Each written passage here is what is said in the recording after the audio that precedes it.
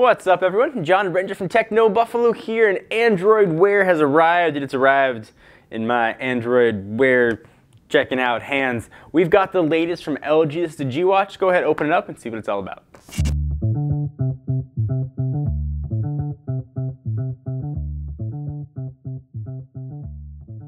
So here is the LG G Watch straight from the Google Play Store. If you want to pick this sucker up, it's going to set you back $229 and is shipping in 1 to 2 days. Nothing too exciting on the box. LG G Watch, we got some specs. We're going to run through all that stuff and letting you know it is made by the folks at LG.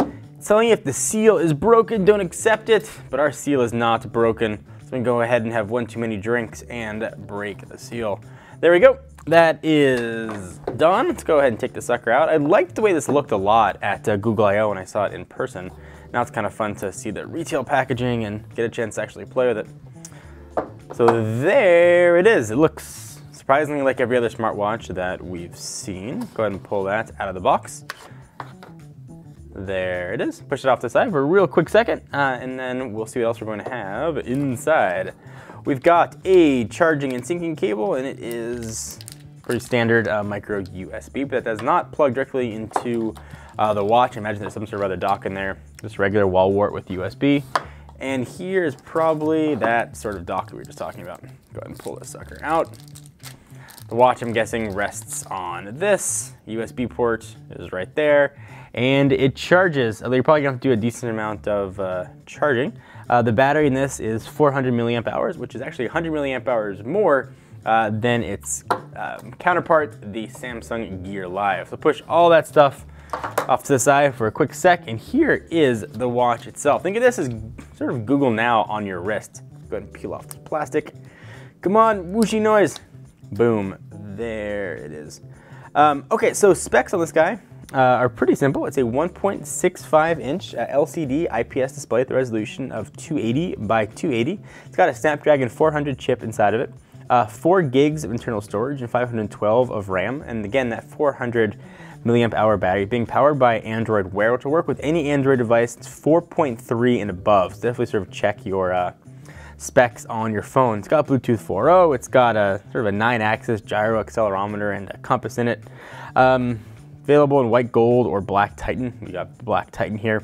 It is dust and water resistant. It's IP67 in case you are wondering. And the watch band size is standard, so you can sort of replace it with any other sort of watch band. So I'm gonna get this guy all powered up. We'll do a real quick walkthrough what the OS looks like, and then we'll cover much more in the review. So we've got the G Watch all powered up. There doesn't have a power button on. If you want to turn it on, you've got to connect it to power and throw that on the dock. So here it is, looking kind of innocuous like any other watch, but it's got some secrets. If you double tap, okay Google, and I'll start to look up what you just said. I just said okay Google. Let's try that again. Go back. Remind me to bring milk. Tomorrow.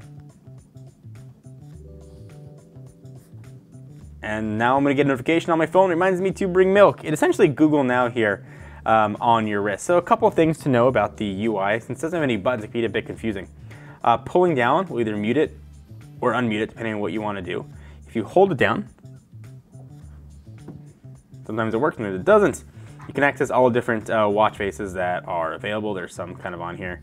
I like sort of the old classic watch look, which is funny to have a super smart watch. It looks like an old watch, but that is indeed it. And there are a ton of apps that are also going to be available. So I've paired this with my Nexus 5.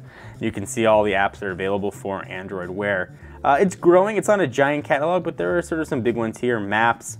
A lot of the airlines are here. Pinterest, they talked about during the keynote. Lyft, you can call a car with just your wrist. Cloud Magic, I know it's a really popular email app, and more will come very soon.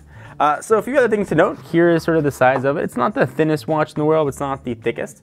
I'll show you quickly what it looks like on my wrist. It looks like any other sort of watch on a wrist. It's kind of like a colorful pebble, so to speak. This one has a bit of a more boxy look to it than we see with some of the other Android Wear devices.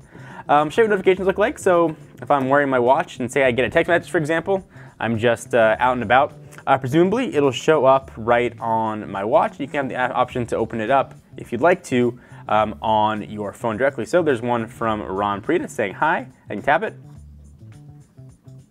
It'll open back up. I can reply directly from here.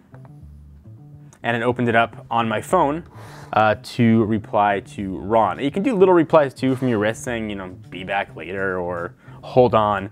But mostly it just sort of gets you into the Google Now type world. So anyway, it's been a real quick overview video of the LG G Watch and unboxing. Of course, we'll cover way more in the review. They learn how to use it. It's a whole new OS to learn. So we're kind of excited to dive in. So next time, I'm John Renger from Techno Buffalo. See you guys next video. Bye-bye. Thank you guys for watching. If you haven't yet, please subscribe. You'll be the first ones to know whenever we upload new content. We've got new stuff coming every single day. We want to make sure you see what's new in the world of consumer electronics.